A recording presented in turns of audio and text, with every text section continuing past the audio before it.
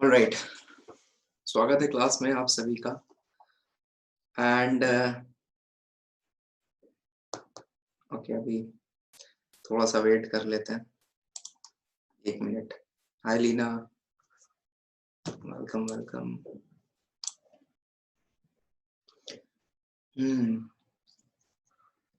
सो इससे पहले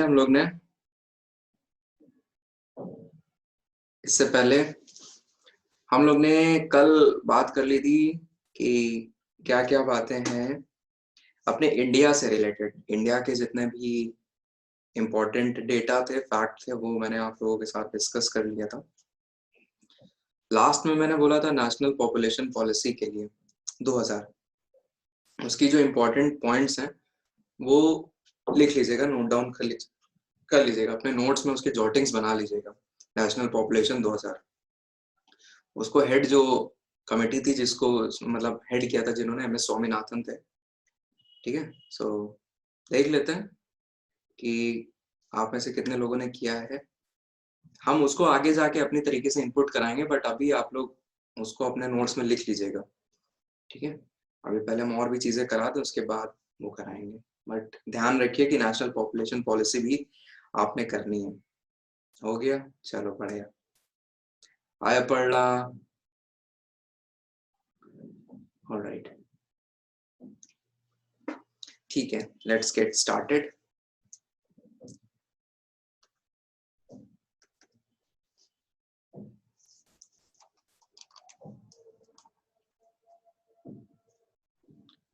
good evening, good evening.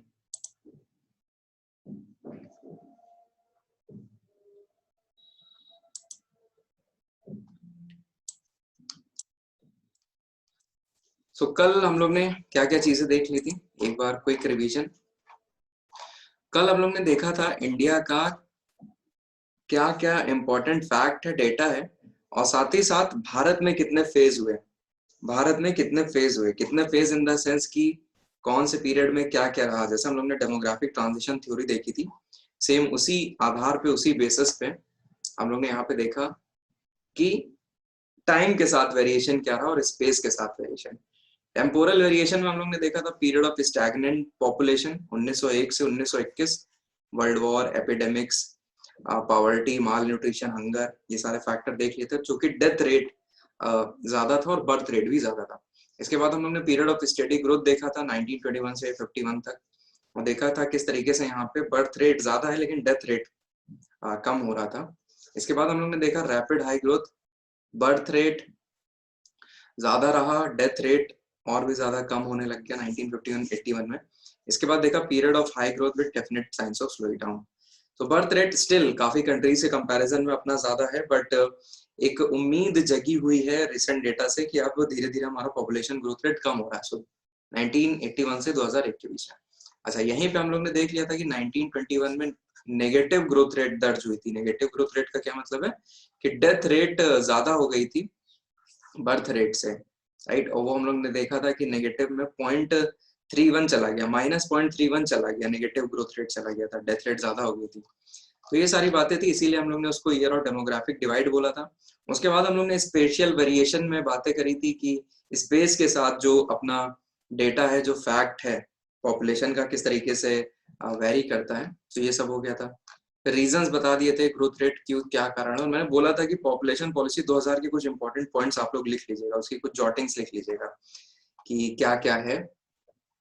आज मैं आप लोगों को जो बात बताने जा रहा हूँ, आज जो हम लोग यहाँ पे डिस्कशन करेंगे, अदर डेमोग्राफिक पैरामीटर्स की बात करेंगे। तो हम लोग ने एक सेक्शन डेमोग्राफिक का चेक किया जिसमें हम लोग ने पॉपुलेशन ग्रोथ रेट देखी, कैसे क्या है, कैसे वेरी करती है। आज और भी हम लोग देखेंगे कि क्या क्या और चीजें हैं जो पॉपुलेशन को हम लोग को पढ़नी चाहिए, एनालाइज करनी चाहिए, और अपने सिलेबस में भी वो आता है थोड़ा बहुत। तो आज हम लोग जानेंगे अदर डेमोग्राफिक पैरामीटर। जैसे हम लोग पढ़ेंगे आज लिटरेसी लेवल, सेक्स रेशियो हम लोग पढ़ेंगे, चाइल्ड सेक्स रेशियो देख लेंगे। इसके बाद हम लोग देखेंगे कि कितनी एज ग्रुप कहाँ कहाँ पे है, उसको बोला जाता है एज स्ट्रक्चर एनालिसिस, या फिर स्ट्रक्चरल कैरेक्टरिस्टिक्स ऑफ पॉपुलेशन। ठीक, मतलब कितने लोग कहाँ पे क्या है, क्या वर्किंग एज पॉपुलेशन है, डिपेंडेबल पॉपुलेशन किसे बोलते हैं, जो डिपेंड होती है वर्किंग एज पॉपुलेशन पे। तो आज हमारा जो ये डिस्कशन होगा वो कुछ इस तरीके का चलेगा, ठीक। तो आई होप आपको समझ में आ गया होगा कि हम लोग अभी आज करने क्या वाले हैं, ठीक है। तो चलिए स्टार्ट करते हैं।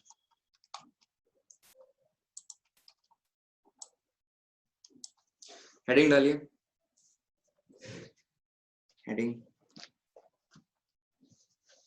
अदर डेमोग्राफिक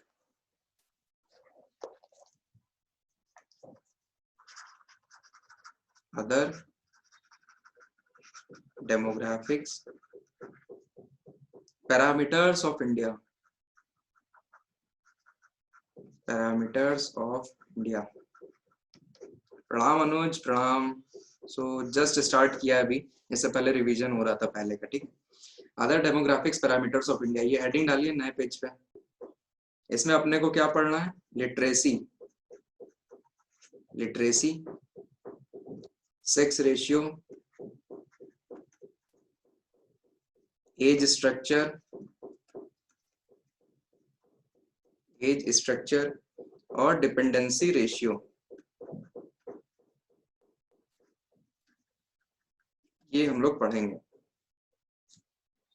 आज के इस लेक्चर में। सबसे पहले बात करते हैं लिटरेसी की। सबसे पहले we'll talk about literacy।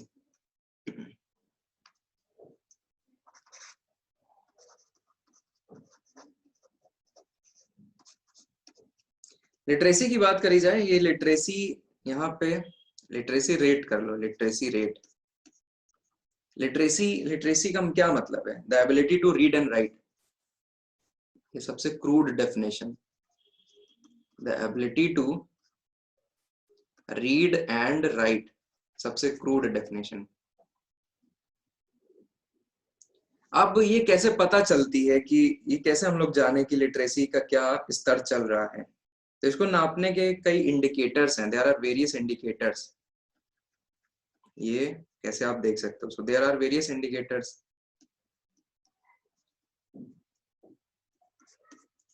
There are various indicators. हाँ अनुज, ये अलग अलग डेफिनेशन है, अलग अलग लोगों द्वारा दी गई है। सेंसस कुछ और बोलता है, यूएनडीपी कुछ और बोलता है। तो अभी हम लोग देखते हैं क्या है, ठीक है। हम लोग तो ऐसे ही मानते हैं, जो साइन कर लेता है वो लिटरेट माना जाएगा, बट हर कोई जो साइन कर लेता है वो लिटरेट नहीं होता, राइट? आज के टाइम पे अगर देखा जाए। So the ability to read and write. Next, there are various indicators. There are various indicators. कैसे आप जानोगे? एनरोलमेंट रेशियो देखो आप, एनरोलमेंट रेशियो अलग अलग लेवल पे क्या एनरोलमेंट रेशियो चल रहा है, कितने लोग एनरोल हो रहे हैं पर्टिकुलर क्लासेस में। Drop out rate, drop out rate से पता करते हैं हम लोग कितने लोग छोड़ रहे हैं, किस क्लास में लोग जा रहे हैं। इसके बाद expected years of schooling, expected years of schooling, हर कोई कितना स्कूलिंग कर रहा है, एक्सपेक्टेड ईयर्स ऑफ स्कूलिंग, ठीक। सो ये सारी सारी जो बातें हैं हम लोग को सेंसस से मिलती हैं, सेंसस से मिलती है। जो सेंसस होता है हर 10 सालों में, उसमें ये सारी जानकारी रहती है। अब सेंसस के अकॉर्डिंग लिटरेसी रेट क्या है? So according to Indian census, according to Indian census, literacy rate is, literacy rate is the ability to write his or her name, to write his or her name in any vernacular language, in any vernacular language। vernacular language मतलब कि उसकी खुद की भाषा, उसकी खुद की भाषा, Tamil, Malayali, Malayalam, Bengali, vernacular language for population more than 7 years of age, 7 years of age। More than 7 years of age होना चाहिए, अपनी भाषा में नाम लिख लेना चाहिए। सो ये इंडियन सेंसस के अकॉर्डिंग एक डेफिनेशन है लिटरेसी रेट की। तो ये अगर बात करी जाए जो इंडियन सेंसस ने लिटरेसी रेट की डेफिनेशन दी है, ability to write his or her name in any vernacular language for population more than 7 years of age, ये मतलब कोई इंपॉर्टेंस रखती नहीं है अगर देखा जाए तो। अब जरूरी थोड़े ना कि कोई अपनी भाषा लिखे ले रहा है तो उसको चीजों का ज्ञान हो, ऐसा हम लोग नहीं कह सकते हैं। हो सकता है कि केवल वो उतने ही अक्षर जानता हो जितने उसके नाम में हो, राइट। वो किसी तरीके से बस अपना नाम लिखना सीख गया है, बट वो समझता नहीं है चीजों को। तो ये बहुत ही क्रूड है, बहुत ही इंपॉर्टेंस नहीं रखती है डेफिनेशन अगर बात किया जाए तो। यूएन ने, यूनाइटेड नेशन ने एक अपनी डेफिनेशन दी है, उसको समझते हैं। सो यूनाइटेड नेशन ने एक डेफिनेशन दी है, उसको हम लोग बोलते हैं functional literacy. Functional literacy, functional literacy ये वो लिटरेसी है जिसका कुछ यूटिलिटी हो, जिसका कुछ यूज किया जा सकता है। So it has some kind of utility, it has some kind of utility. तो ये फंक्शनल लिटरेसी कैसे डिफाइन करता है? Ability to read the instructions, ability to read the instructions on a standard medicine bottle and comply with it। मतलब क्या है? जो एक कोई स्टैंडर्ड मेडिसिन की बोतल है, उस पे जो इंस्ट्रक्शंस लिखे हैं उसको पढ़ने लायक, उसको पढ़ने योग्य हो, और साथ ही साथ उसमें जो इंस्ट्रक्शन लिखे हैं उसको फॉलो करे। ये है फंक्शनल लिटरेसी की डेफिनेशन। तो यूएन ने जो लिटरेसी को डिफाइन किया है उसको बोलते हैं फंक्शनल लिटरेसी, और उसकी कुछ यूटिलिटी है, उसकी कुछ इंपॉर्टेंस है, तो अपनी वाली तो बहुत क्रूड है, 7 साल के तक का जो लोग हैं अपनी भाषा में लिख ले रहे हैं, इससे थोड़ी ना कुछ होता है, राइट। तो ये है फंक्शनल लिटरेसी का यूएन का कॉन्सेप्ट। तो अपने इंडिया में देखा जाए तो फंक्शनल लिटरेसी को इंडियन सेंसस ने इतना ज्यादा तवज्जो नहीं दे रखी है, इसीलिए अपना इंडिया का एजुकेशन लेवल इतना कम है, लेकिन परसेंटेज के मामले में ज्यादा है। तो 2001 सेंसस क्या कहता है, कितने प्रतिशत लोग हैं, मतलब लिटरेसी लेवल इंडिया का, लिटरेसी रेट इंडिया का है अराउंड 74%। 74%, इसमें जो मेल्स का है 82% अराउंड, और फीमेल्स का है अराउंड 65.7%। ठीक है। सो ये डेटा थोड़ा ध्यान रखना है अपने को।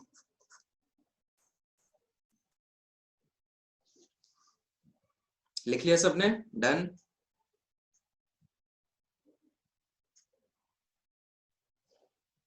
ओके,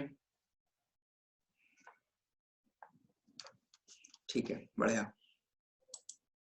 सो अब यहाँ पे देखिए, लिटरेसी पैटर्न अगर हम लोग समझने की कोशिश करें, लिटरेसी पैटर्न, तो यहाँ पे देखिए क्या है।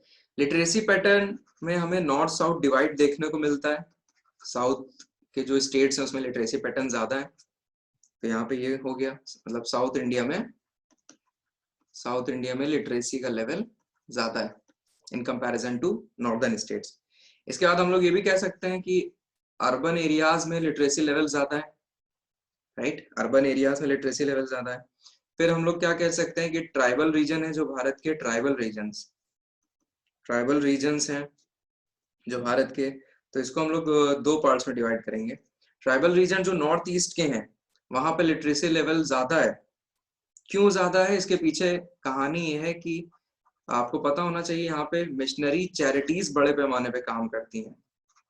मिशनरीज चैरिटीज बड़े पैमाने पे काम करती हैं, क्रिश्चियन और हिंदू, दोनों के दोनों। तो क्रिश्चियन ज्यादा है बट हिंदू भी हैं।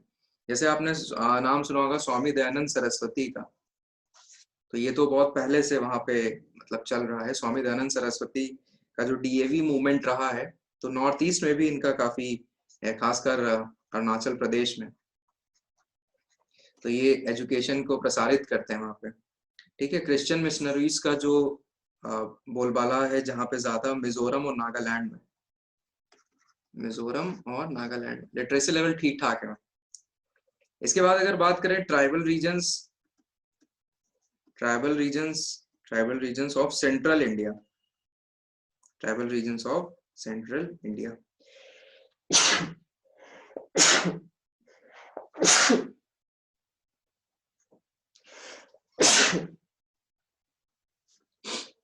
Excuse me. Tribal regions of central India की अगर बात करी जाए, वहां पॉपुलेशन लेवल कम है।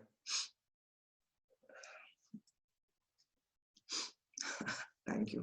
सो tribal regions of central India बात करी जाए, यहाँ पे पॉपुलेशन या सॉरी लिटरेसी लेवल बहुत कम है। लिटरेसी लेवल कम होने का मतलब इन रीजन्स में क्या है कि भैया यहाँ पे इतना डेवलपमेंट ही नहीं हो पाया है। और यही कारण है कि यहाँ के रीजन में जो आपका रेड कॉरिडोर है वो बहुत प्रेवलेंट है। ठीक है, जो मॉइज्म है, जो सेपरेटिज्म की यहाँ भावना चलाई जाती है, मॉइस्ट नक्सलाइट जिन्हें हम लोग बोलते हैं। सो अगर सेंट्रल इंडिया की बात करी जाए, ये जब हम आपको ट्राइबल पढ़ाएंगे तब वहाँ डिटेल में पढ़ाएंगे, अभी बस याद कर लीजिए जितना बता रहे। सो अगर बात करी जाए ट्राइबल रीजन का, जो सेंट्रल इंडिया का जो बेल्ट है, ट्राइबल बेल्ट, दिस वन, इसमें कौन कौन से स्टेट आ जाते हैं? MP, Chhattisgarh, Jharkhand, Orissa, central Indian tribal belt. ठीक, तो काहे के लिए? क्योंकि they are more primitive, they are more primitive, they are more primitive. पुराने ढर्रे पे सब कुछ हो रहा है इनके यहाँ पे, एग्रीकल्चर भी हो रहा है, रहन सहन भी है, low socio economic condition, poverty है, माल न्यूट्रिशन है, low socio economic condition, better health care facilities नहीं है, एडुकेशन नहीं है।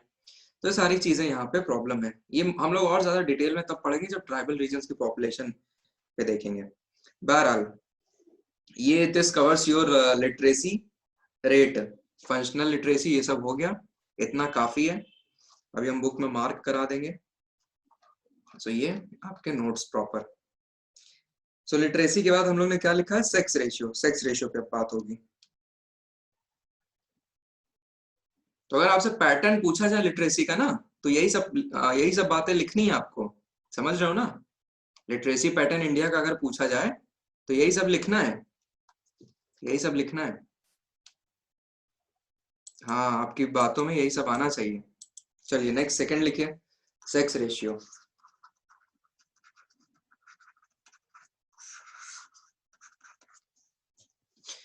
सेक्स रेशियो की अगर बात करी जाए, sex ratio is a very important indicator. ठीक है, a very important indicator of social development, very important indicator of social development. ठीक, तो ये क्या डिपिक्ट करता है? Percentage of women in society, percentage of women in society. पता नहीं नंबर ऑफ, सब लोग जानते होंगे आप लोग, नंबर ऑफ फीमेल्स पर 1000 मेल्स। लेकिन कुछ कंट्रीज में रिवर्स भी होता है, नंबर ऑफ मेल्स पर 1000 फीमेल्स, जहां पे फीमेल ज्यादा होती हैं। तो अपने इंडिया में ये चलता है, अपने इंडिया में ये चलता है, नंबर ऑफ फीमेल्स पर 1000 मेल्स, अपने इंडिया में ये चलता है। ठीक, तो percentage of women in society, ये जो डिपिक्शन हो रहा है, ये मतलब बहुत ही जबरदस्त इंडिकेटर है। सेक्स रेशियो से आप किसी रीजन का बता सकते हो, किसी कंट्री का, किसी स्टेट का जानकारी ले सकते हो कि वहां पे इनकी हेल्थ एंड एजुकेशन लेवल कैसी है, हेल्थ एंड एजुकेशन लेवल कैसा है विमेन का हेल्थ एंड एजुकेशन लेवल कैसा है, राइट। और उनका पार्टिसिपेशन इकोनॉमी में कितना है, इकोनॉमी में विमेन का पार्टिसिपेशन कितना है, विमेन पार्टिसिपेशन जैसे लेबर पार्टिसिपेशन रेट बोला जाता है, लेबर पार्टिसिपेशन रेट, ठीक है। जेंडर गैप बेसिकली ये है कि जो पैदा हो रहे हैं मान लीजिए बच्चे और लड़कियां, तो किसी सोसाइटी में एक टाइम पे कितने लोग नंबर वाइज हैं, ये रेट है, एक रेशियो है, राइट। जेंडर गैप जो रिप्रेजेंट कराता है वो ओवरऑल चीजों को कवर करता है कि मान लीजिए हाँ ये हम लोग आपस में मेल फीमेल को दोनों को कंपेयर करके एक रेशियो निकाल लें, वो एक नंबर है जेंडर गैप। ओके, तो जब तक सेक्स रेशियो कहीं का इम्प्रूव नहीं होगा, अच्छा नहीं होगा, तब तक कोई सोसाइटी अच्छे से परफॉर्म नहीं कर सकती है। तो ये आपका एसे का भी एक, अगर देखा जाए तो एसे का भी टॉपिक बनता है वुमेन एम्पावरमेंट का, और है भी आपके में। तो ध्यान रखिए किस तरीके से हमको सेक्स रेशियो देखना है, अपना नजरिया थोड़ा सेक्स रेशियो को देखने का बदलिए, क्योंकि अक्सर जब भी हम लोग डिस्कस करते हैं तो बस हम लोग ये बोल के चुप हो जाते हैं, नंबर ऑफ फीमेल्स पर 1000 मेल्स। लेकिन हम आपको यहाँ बताना चाह रहे हैं कि जब भी सेक्स रेशियो को अब आप लोग देखो तो अलग अलग नजरिए से देखो। किस नजरिए से? It is an indicator of social development. तो ये बताता है percentage of women in society कितना है, उनका हेल्थ एंड एजुकेशन लेवल कितना है, उनका इकोनॉमी में पार्टिसिपेशन कितना है। क्योंकि अगर ये सब अच्छा होगा तो जाहिर सी बात है सेक्स रेशियो भी अच्छा होगा।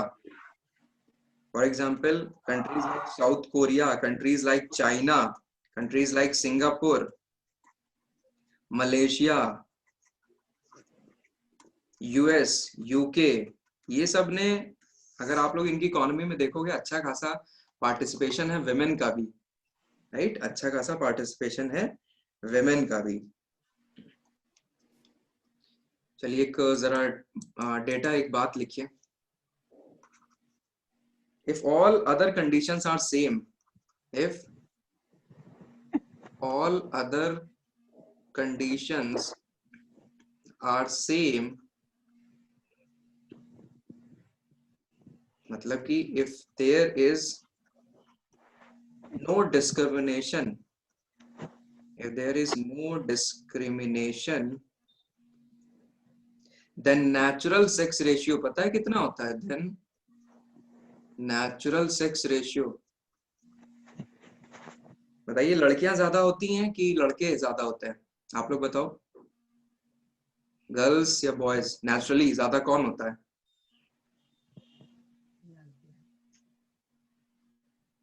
फीमेल ज्यादा होती हैं।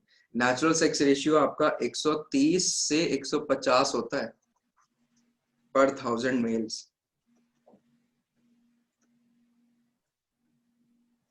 पर 1000 मेल्स।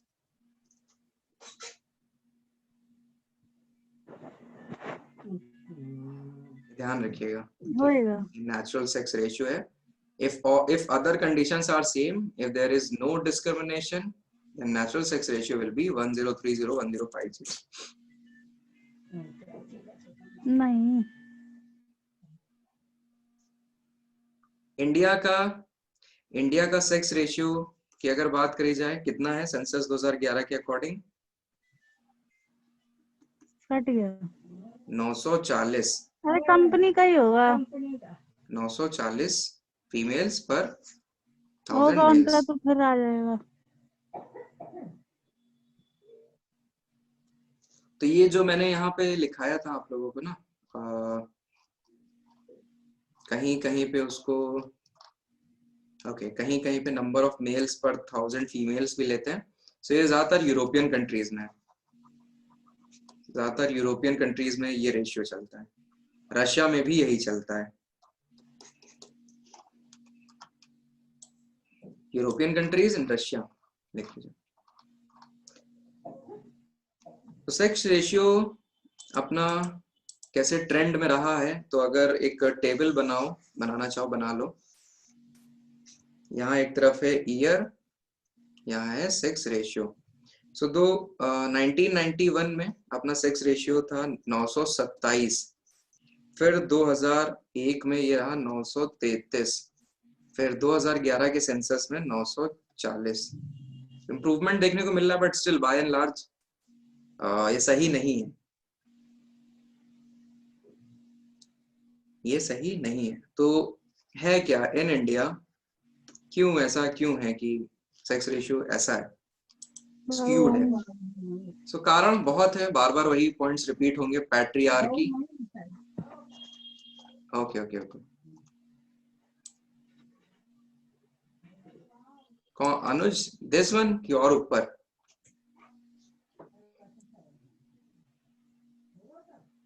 ओके ठीक। तो मैं क्या कह रहा था, यहाँ पे क्यों कम है इंडिया में? अगर देखा जाए ये सेक्स रेशियो स्क्यूड कैसे है, राइट? इतना डिसबैलेंस क्यों है? Patriarchy, patriarchal mindset, higher MMR, MMR मतलब maternal mortality rate, maternal mortality rate, जन्म देने के बाद जैसे डेथ हो जाती है ना वो। फिर माल न्यूट्रिशन, माल न्यूट्रिशन की प्रॉब्लम। इसके बाद जो इन्फेंट मोर्टेलिटी रेट है, बच्चों का जो मृत्यु दर है, खासकर गर्ल्स का ज्यादा है, ज्यादा है, ठीक है। और सन मेटा प्रेफरेंस ना, सन मेटा प्रेफरेंस, सन मेटा प्रेफरेंस, बिल्कुल सब ऐड कर सकते हो। फिर neglect of girl child, neglect of girl child, हाँ वो पानी छोड़ने के लिए घर में सबसे लास्ट में खाना मिलेगा, बाहर नहीं जाना है, राइट? ये सारी बातें सबको पता ही है, सब जानते ही। आप वो बंद कर दीजिएगा, मच्छर तो आ ही जाए, कॉइल ऊपर लगे ना, देखो मच्छर। ये सीन है, ये इधर आओ, तुम जरा झाड़ू तो लगाओ, क्या जरा झाड़ू लगा लो। क्या होगा? मच्छर लगाएंगे तो झाड़ू लगेगी। अरे पढ़ना चलो आराम करे दे।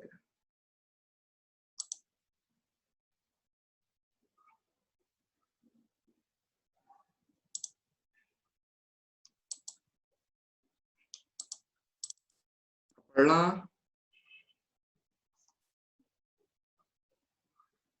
म्यूट कर दीजिए आप। 2 से लॉगिन है क्या?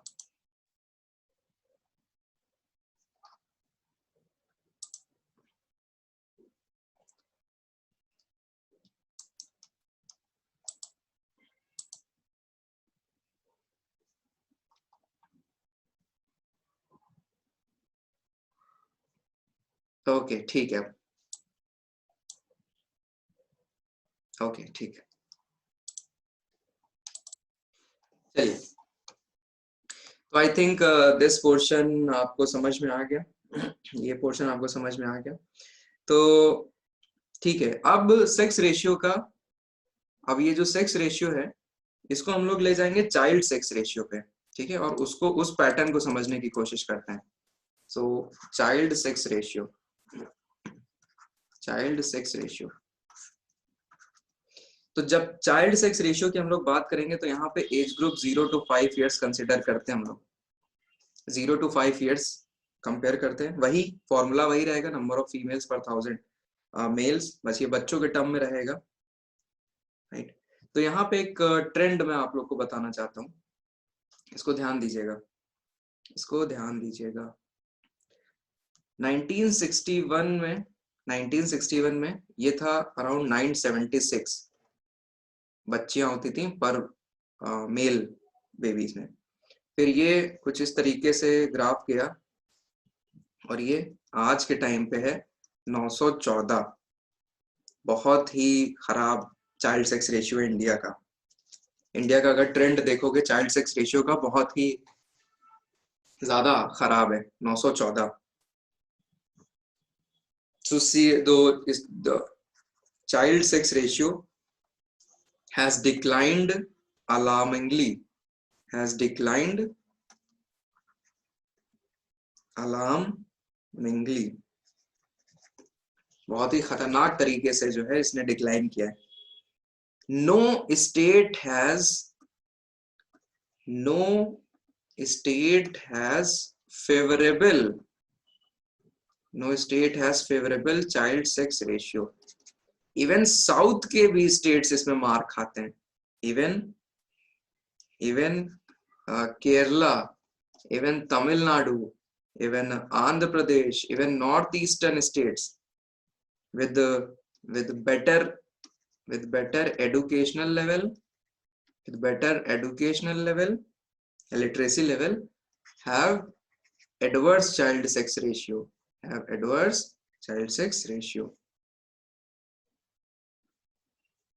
तो इसका इम्प्लीकेशन समझते हैं क्या होगा फ्यूचर में. इसका इम्प्लीकेशन सोचिए क्या हो सकता है. अभी अगर आप लोगों ने सेक्स रेशियो वाला वो देखा हो तो उसमें ओवरऑल सेक्स रेशियो हम लोग ने अभी देखा ना कि 927 था, 933 हुआ, 940 हुआ, बढ़ रहा है ना. जो हम लोग ने अभी सेक्स रेशियो देखा जनरल वाला वो बढ़ रहा है. लेकिन हम लोग ने अभी देखा कि जो चाइल्ड सेक्स रेशियो है 976 से 914 आ गया, राइट. तो ये तो मतलब डिक्रीज हो रहा है, राइट. तो चाइल्ड सेक्स रेशियो डिक्रीज हो रहा है, तो आप लोग एक चीज समझ रहे हो कि जो चाइल्ड सेक्स रेशियो डिक्रीज हो रहा है और सेक्स रेशियो इंक्रीज हो रहा है, आगे जाके अगर फ्यूचर में अगर देखा जाएगा तो ये जो चाइल्ड हैं यही तो आगे जाके पॉपुलेशन में आएंगे, रिप्रोडक्टिव पॉपुलेशन एज ग्रुप में आएंगे. तो आगे जाके जो ये जो ओवरऑल सेक्स रेशियो अपना 940 वाला, ये आपको क्या लगता है बढ़ेगा और कि घटेगा? आप लोग बताओ, और बढ़ेगा कि घटेगा?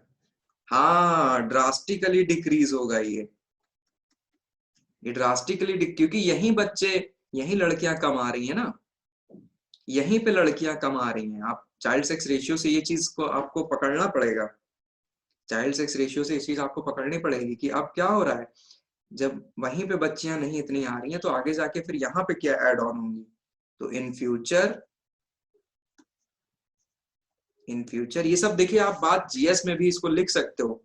अगर आपके पास डेटा है तो ऐसे आप नंबर्स के साथ खेल सकते हो और अपनी बात रख सकते हो सामने. सो इन फ्यूचर it will मतलब overall sex ratio it will decrease drastically.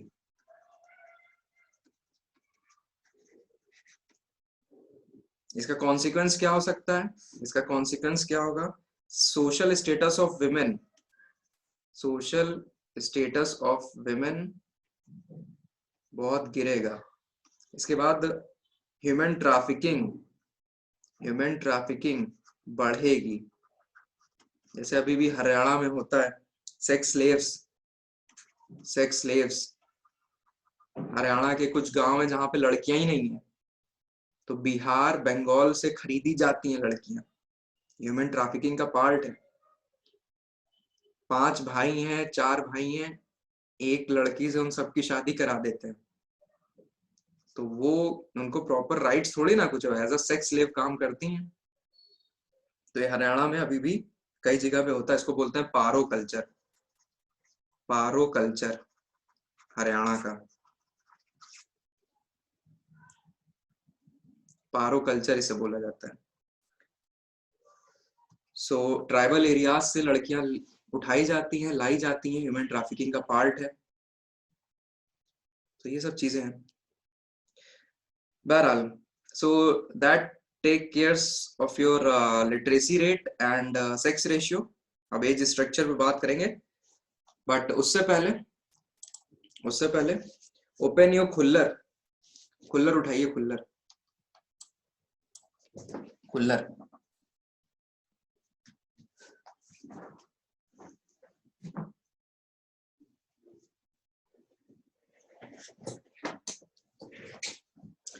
All good? सबने लिख लिया हैं? सबने लिख लिया? सबको समझ में आ रहा है? ठीक है. Okay, all right, page number 385।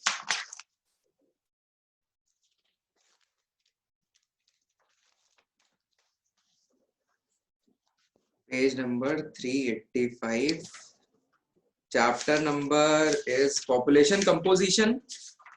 Population composition.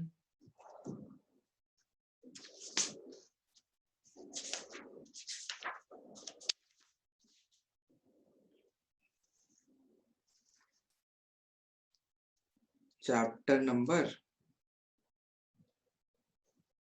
11 पढ़ना। Okay, table number 11.10, table number 11.10। देखिए सेक्स रेशियो टेबल बनी है ना, टेबल बनी है सेक्स रेशियो की। सो इंडिया का सेक्स रेशियो देखो, 1991 में 927, 2001 में 933, 2011 में 940। सो ये जो एक है प्रोग्रेसिव बढ़ रहा है, हम लोग देख रहे हैं कि बढ़ रहा है, हम लोग देख रहे हैं बढ़ रहा है। ठीक है, इसके बाद यहाँ स्टेट वाइज आप देख सकते हो, जो साउथ के स्टेट्स हैं, साउथ के स्टेट्स जैसे कर्नाटका का देखो 29 पे, कर्नाटका का 968 है। लिखना नहीं, बस इस चीज को आप लोग समझिए, 968 है, 968। तमिलनाडु 995, 33 पे तमिलनाडु 995। तो ये मैंने एक बोला नहीं था, north south divide, north south divide है ये सेक्स रेशियो में एक तरीके का, नॉर्थ साउथ डिवाइड हमें देखने को मिलता है यहाँ पे। ठीक, इसके बाद इसी में पंजाब का देखिए, थर्ड पे पंजाब का 893, पंजाब 893। हरियाणा सिक्स्थ पे 877, 877। यूपी का अपने 908, यूपी का अपने 908। सो यूपी का ध्यान रखना अपने को। इसके बाद page number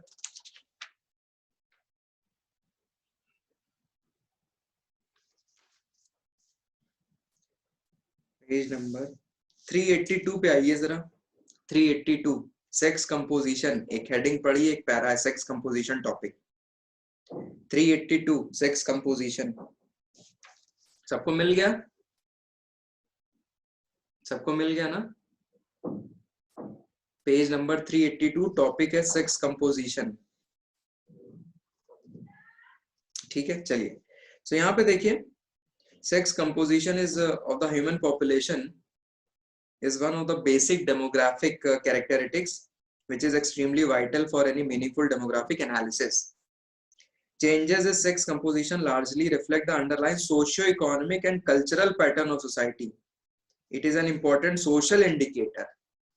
It is an important social indicator. तो sex ratio next column में देखिए, उसका formula लिखा, number of females per number of males. जब ये 1000 हो जाएगा, it will B complete parity, it will B complete parity. इसके बाद पेज 383 पे आइए, 383 पहला कॉलम, पहला पैराग्राफ।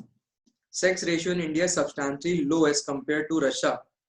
देखिए कितना है, 1167, Japan 1055, Brazil 1042, US 1025, Nigeria, Indonesia. और इंडिया का कितना है सेक्स रेशियो, 940।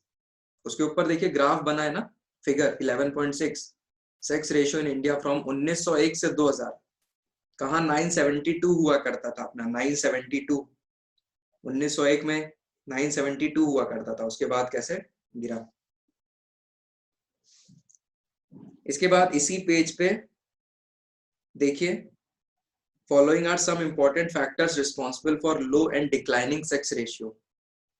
ये जो अभी पहला पैराग्राफ पढ़ा है, उसके बाद नीचे है पहला पॉइंट है, more males are born than females. More males are born than females. ठीक है, imbalance now well established law, male exceed this.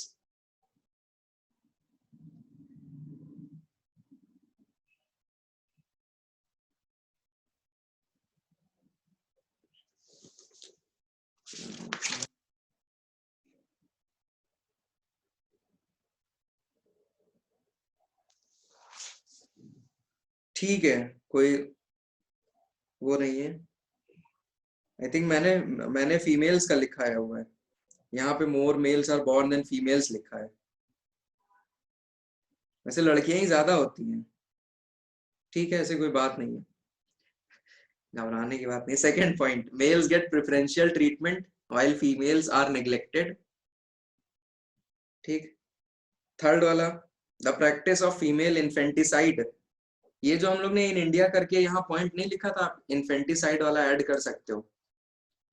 सो मैंने यहाँ पे ऐड नहीं किया। ये इन्फेंट मोर्टालिटी रेट्स गर्ल्स में ज्यादा होती है जो मृत्यु है, सो ये आप फीमेल इन्फेंटिसाइड वाला लिख सकते हो। तो इसको रोकने के लिए सरकार ने जो एक्ट बनाया था वो कौन सा है? Pre conception and prenatal diagnostic technique, PCPNDT से बोला जाता है। 1996 में इसे इनैक्ट किया गया, लेकिन इसका कोई फायदा नहीं है। पेज नंबर 384 पे आइए। चौथा point, with small family norms many young couples do not go for second child if the first child happens to be a male. ये प्रॉब्लम है अपने आप। फिर fifth, there has been a steady rise in dowry deaths. ठीक, dowry deaths fifth point हो गया। इसके बाद चाइल्ड सेक्स रेशियो वाला जो डेटा है वो जरा आप लोग आइए पेज 387 पे। पेज 387, चाइल्ड सेक्स रेशियो मिला?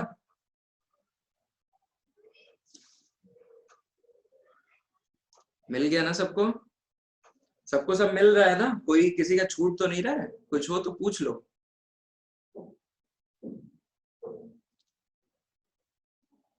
ओके ठीक, child sex ratio page number 387, child sex ratio. इसमें हम लोग देख रहे हैं कि जो नीचे फिगर बना हुआ है ग्राफ, उसमें देखो 2001 में 914, सॉरी 2011 में 914, 2001 में 927, 1991 में 945। देखो कितना ड्रास्टिकली गिरा। तो ये पहले कॉलम में देखिए, पहले कॉलम में लास्ट 2 लाइनें चाइल्ड सेक्स रेशियो के हेडिंग में, this is the lowest child sex ratio India has ever recorded since independence. बताइए। इसके बाद इसी के जस्ट सीधे लाइन में देखो, सेकंड कॉलम में इसी के जस्ट सीधे में, due to craze of Indian parents for a male child and rampant sex determination in the womb, female infanticide and female feticide in large part of the country. इसके बाद page 388 पे आइए। Page 388 page पे देखिए schemes कुछ लिखी हुई हैं, कुछ स्कीम्स लिखी हुई हैं। 24 जनवरी national girl child day, Ladli scheme Delhi and Haryana, Sabla scheme, Dhanlaxmi scheme, किशोरी शक्ति योजना, सब पुरानी हो गई है। आप लोग यहाँ पे अपना करंट का ऐड कर सकते हो, बेटी बचाओ बेटी पढ़ाओ, ये सब बातें। अब देखिए जो एक बॉक्स बना हुआ है पेज 388 में, एक जो बॉक्स बना है नीचे सबसे सेकंड कॉलम में सबसे नीचे, some findings of the census of India are glaring and will put any civilised society to shame. उसमें देखिए जरा तीसरा point, Jhajjar in Haryana is the worst district with lowest child sex ratio of 774 in the country, 774। फिर सबसे last point जो दिया उसको देखिए, there are certain villages in Haryana where there are no women at all। हमने यही तो आपको बात बताई थी। So when it comes to seeking marriage partners, men have to import them from other states। This situation is almost the same in certain villages of Punjab also। यही point हम लोग ने अभी ना डिस्कस किया था।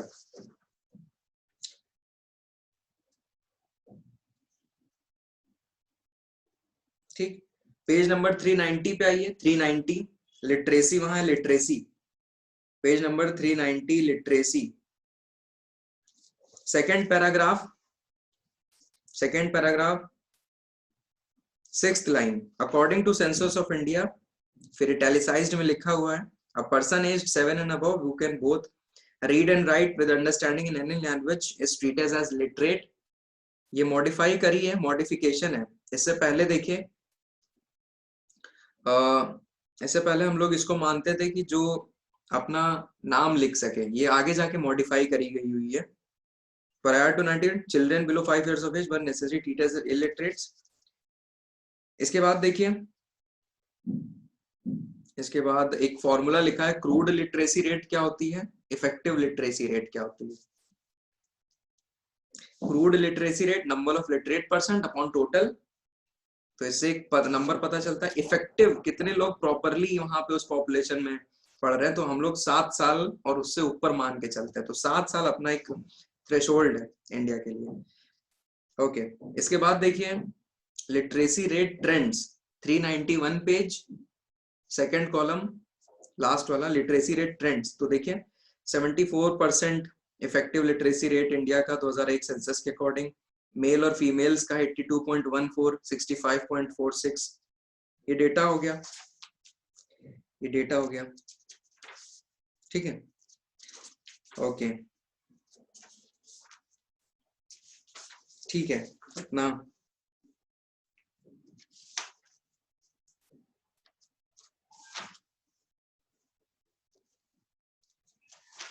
इतना अभी।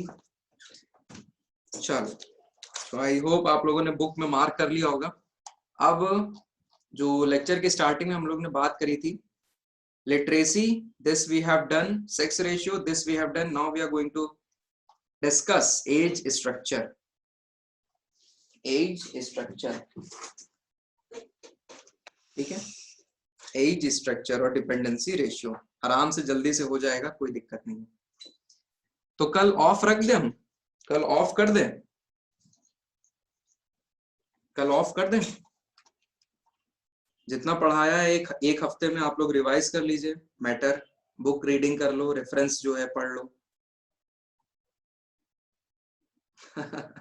मच नीडेड, ठीक है। वही मैं सोच रहा था कि अपना पेस अच्छा है, पढ़ाई का, लेक्चर का अपना पेस अच्छा चल रहा है, तो ये टॉपिक करा दे। इसके बाद मैं आप लोग को दिखा दूं कि सिलेबस में कितना हुआ है, अपना सिलेबस में कितना हुआ है। पहले चलिए हेडिंग डालिए, एज स्ट्रक्चर,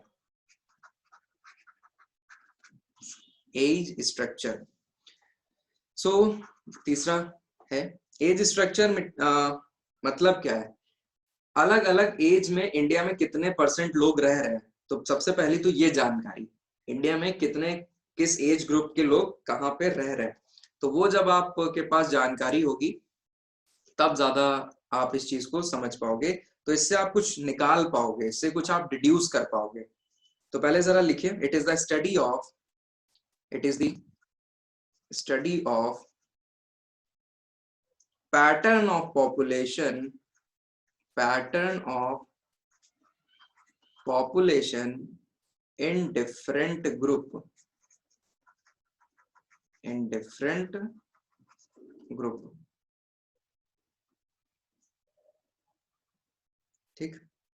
सो सेंसस 2011 के अकॉर्डिंग,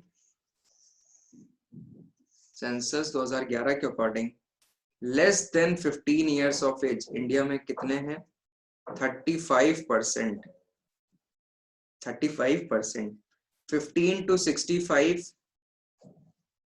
60%, फिर ग्रेटर देन 65 इयर्स ये हैं अपने 5%, 5%। अब इस डेटा से अब हम लोग कुछ चीजें इंटरपोलेट करेंगे, निकालेंगे।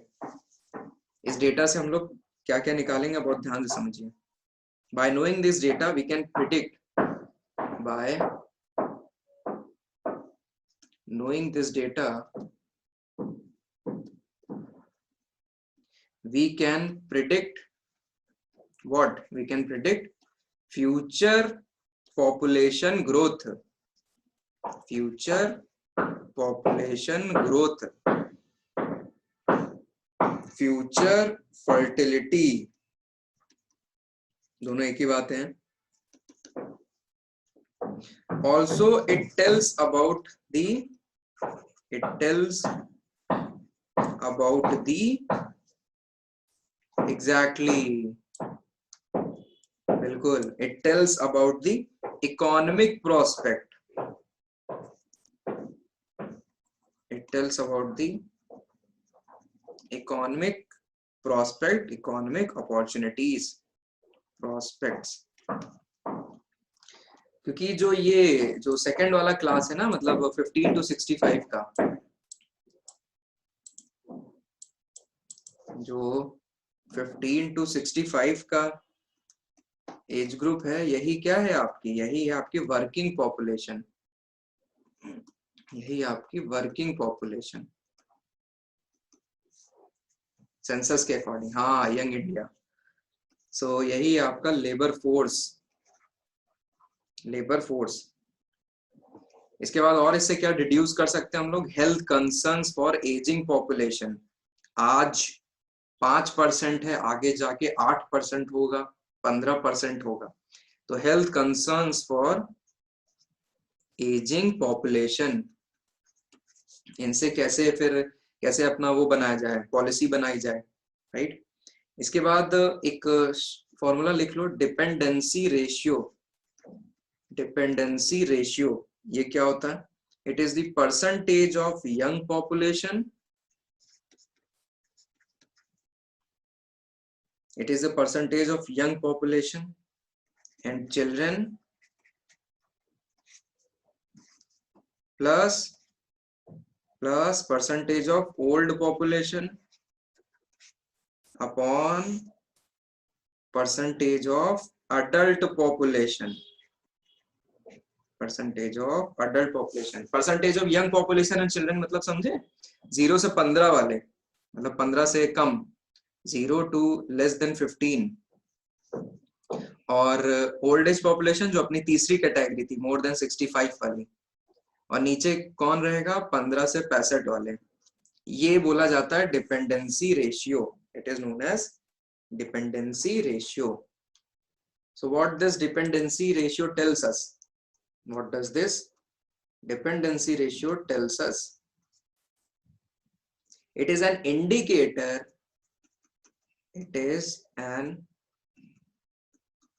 indicator of social sector commitments, social sector commitments on society। क्योंकि भैया जब कोई ओल्ड हो गया है, कोई बूढ़ा हो गया है, तो अब सोसाइटी की जिम्मेदारी बनती है वो कैसे इनको, उसके साथ साथ जो वहाँ के बच्चे हैं जो भी अपने को नहीं देखभाल कर सकते हैं, उनको कैसे सोसाइटी जो है ठीक ठाक और सही तरीके से परवरिश करेगी, कैसे नर्च्योर करेगी, जब उनको नीड है बहुत ज्यादा अपने टाइम पे, तो कैसे हेल्प करेगी उनकी। Also it tells how many dependents, ये अच्छा है, also it tells how many dependents, how many dependents are to be supported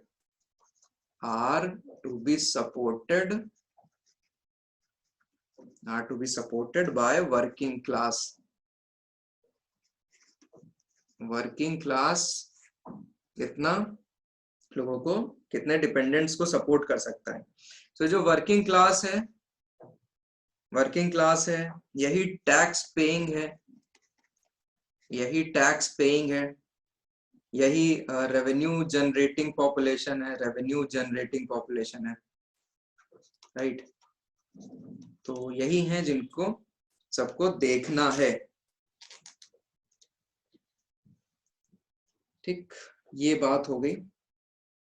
अब जनरली क्या माना जाता है कि जैसे ये मैंने काफी बार एग्जाम्पल भी दिया है ये सब चीजों का। जैसे मान लीजिए एक फैमिली है, उसमें एक कोई है कमाने वाला, एक केवल कमाने वाला, उसके फादर हैं, मदर हैं, ठीक। इसका कोई अगर सिबलिंग है, इसकी अगर वाइफ है, इसका अगर कोई बेबी है, तो देखिए 1 2 3 4 5 लोग हो गए और एक वर्किंग है, 5 लोग डिपेंडेंट हो गए, एक वर्किंग है, राइट। तो ये जो नंबर है आगे जाके और बढ़ता जाएगा, डिपेंडेंट्स बढ़ते जाएंगे, ठीक। जैसे चाइना में अगर बात करी जाए तो चाइना में भी है, चाइना में अभी तो उतना ज्यादा नहीं है, अभी एडल्ट है, अभी एडल्ट है। अभी आज के टाइम पे अगर चाइना का नंबर मैं आप लोग को बताऊं, चाइना का भी अगर नंबर बताएं तो 4 से 5 एडल्ट्स हैं अवेलेबल पर 1 एजिंग पॉपुलेशन। अभी वहां पे ये है 4 से 5 एडल्ट्स हैं पर 1 एजिंग पॉपुलेशन। 2050 तक माना जाता है वहां पे 2 वर्किंग पॉपुलेशन होंगे, 2 वर्किंग पॉपुलेशन एक एजिंग पॉपुलेशन के लिए, एक एजिंग पॉपुलेशन के लिए। और 2070 में 1 वर्किंग पॉपुलेशन होगा एक एजिंग के लिए। तो बड़ी खतरनाक समस्या हो जाएगी, ठीक, बड़ी खतरनाक समस्या आगे जाके होने वाली है।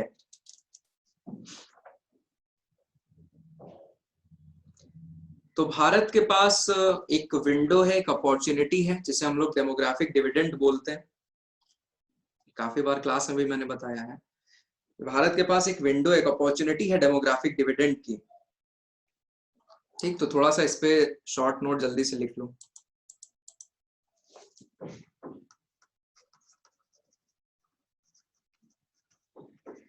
डेमोग्राफिक डिविडेंड ये क्या है, इंपॉर्टेंट है ये। डेमोग्राफिक डिविडेंड का ये मतलब है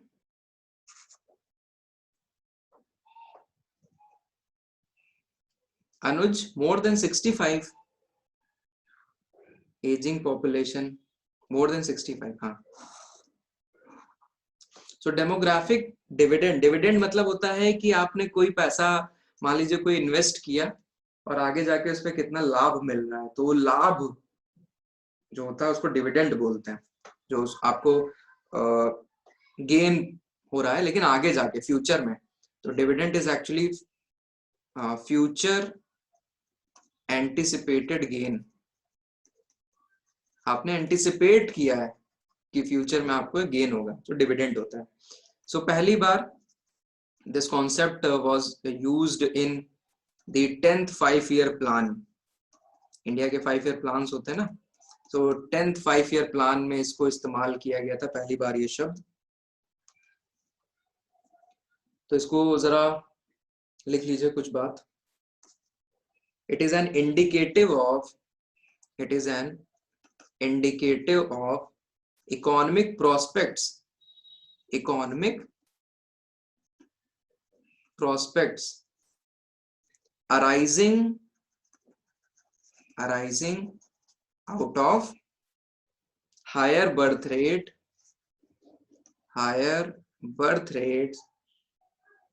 and a subsequent addition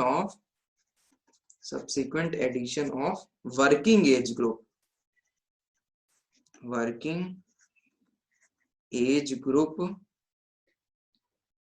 while the fertility rate decline in future, while the fertility rate decline in future। क्या मतलब है इसको अगर मैं पिरामिड से समझाऊं, एज सेक्स पिरामिड से, तो आप लोग को ये इस तरीके से कुछ समझ में आना चाहिए कि यहाँ पे देखो फर्टिलिटी रेट ज्यादा है, यहाँ पे फर्टिलिटी रेट ज्यादा है, चाइल्ड पॉपुलेशन ज्यादा है, यहाँ पे चाइल्ड पॉपुलेशन ज्यादा रही। फिर क्या हुआ, यही जो चाइल्ड थे आगे जाके ये यही एडल्ट बने, और फ्यूचर में जो फर्टिलिटी रेट थी, फ्यूचर में फर्टिलिटी रेट कम हो रहा है, यही तो कह रहा है, fertility rate decreases, decline in future. So ये यहाँ कम हो गई, लेकिन ये जो बच्चे थे, ये जो चाइल्ड थे यहाँ के, अब ये एडल्ट हो गए ना, अब ये एडल्ट हो गए।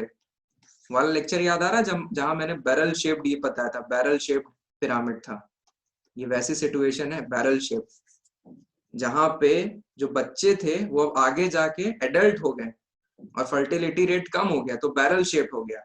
तो ये एक ये जो एडल्ट हुए हैं यही है वर्किंग एज पॉपुलेशन, यही है वर्किंग एज पॉपुलेशन आपकी, जो आपकी इकोनॉमिक ग्रोथ में सहायता कर सकती है, बशर्त आप इसका सही उपयोग कर पाओ।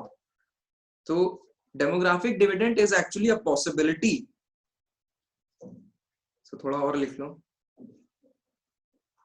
Demographic dividend is actually a possibility. Possibility जरूरी नहीं है सब करें ही करें, सब हो ही पाए. Demographic dividend is actually a possibility of future prospect, of future prospects,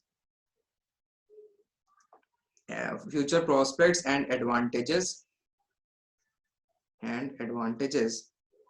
is not for an indefinite period, is not for an indefinite period.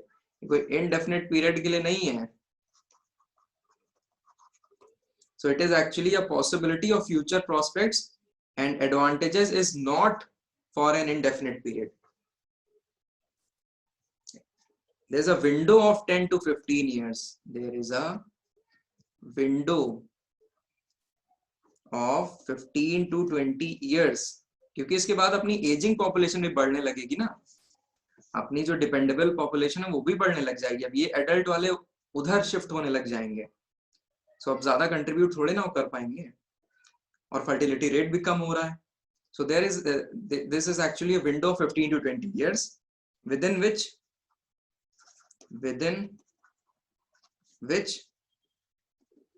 the policies should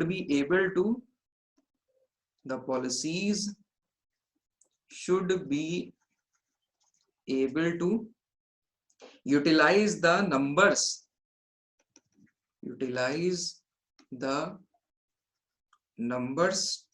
to the advantage.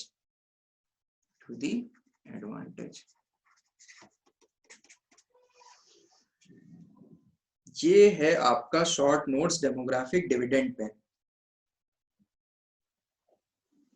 So India के मामले में अगर बात करी जाए तो भैया अपने को स्किल की जरूरत है.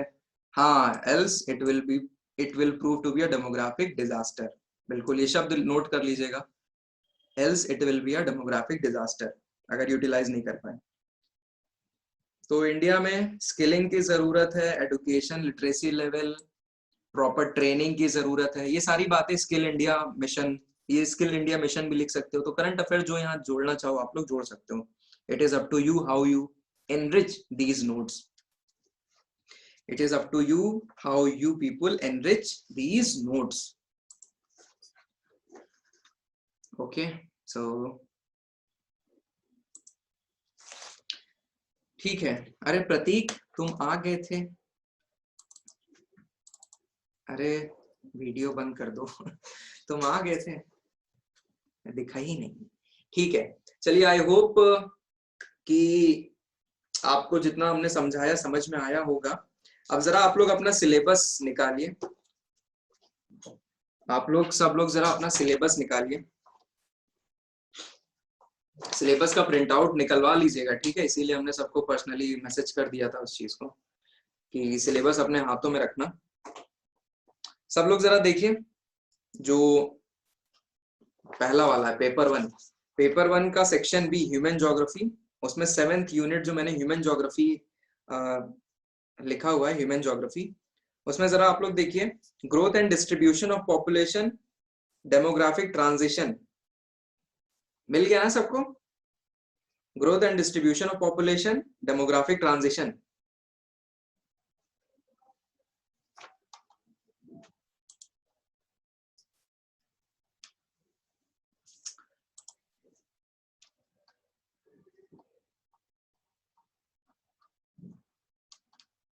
समझ नहीं पा रहा लग रहा है.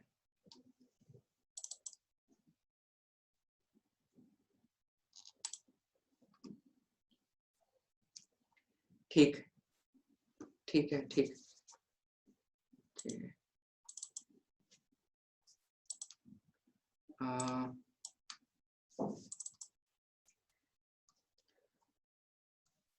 ये जो सिलेबस है, सिलेबस का ये पार्ट, और जरा एक second.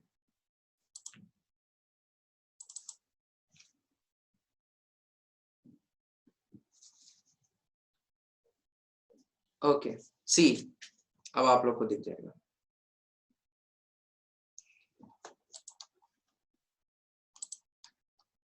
So this we have taken care of growth and distribution of population, demographic transition theory है ये, ठीक है।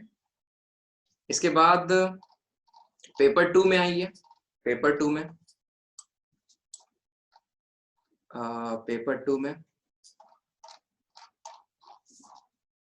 पेपर 2 में यहाँ देखिए ग्रोथ, ये इंडिया का पेपर 2 इंडिया का है। Distribution and growth, structural characteristics of population, जो भी हम लोग ने पढ़ा है वही है स्ट्रक्चरल कैरेक्टरिस्टिक्स ऑफ पॉपुलेशन।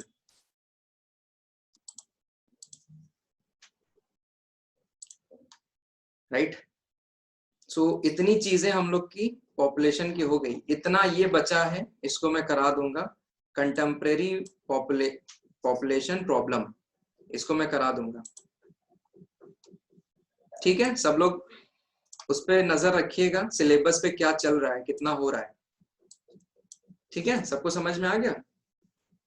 सो कुछ फीलिंग आ रही है कि हाँ कुछ ऑप्शनल अब कंप्लीट हो रहा है? कुछ फीलिंग आ रही है कि ऑप्शनल कंप्लीट हो रहा है? अदरवाइज ऐसे तो समय होता ही रहता है, चलता ही रहता है, लेकिन एक जो सेंस आना चाहिए। हाँ एग्जैक्टली, एक सेंस आना चाहिए कि हाँ कुछ एक सिंक्रोनाइज्ड मैनर में चल रही है चीज। सो ठीक है, tomorrow is of for you people, just consolidate your notes, just revise, okay just revise. हम लोग ने जितना पढ़ा है, कुछ ऐड करना हो करंट अफेयर से तो यू पीपल आर फ्री, और कोशिश करिएगा नोट्स अपने A4 शीट में बनाया करो, ब्लैंक पन्ने हो, ठीक है। कल आप लोग अपना देखिए, नोट्स पढ़िए, रिवाइज करिए, कोई डाउट है तो आप हमेशा हमसे पूछ सकते हो। चलो ठीक है, बढ़िया। सो थैंक यू आप सभी का आने के लिए। मंडे को मिलते हैं 4 बजे। रिकॉर्डिंग्स हम रात तक दे देंगे, ठीक है, अभी नहीं देंगे, रात तक देंगे, ठीक। So bye bye bye bye bye bye.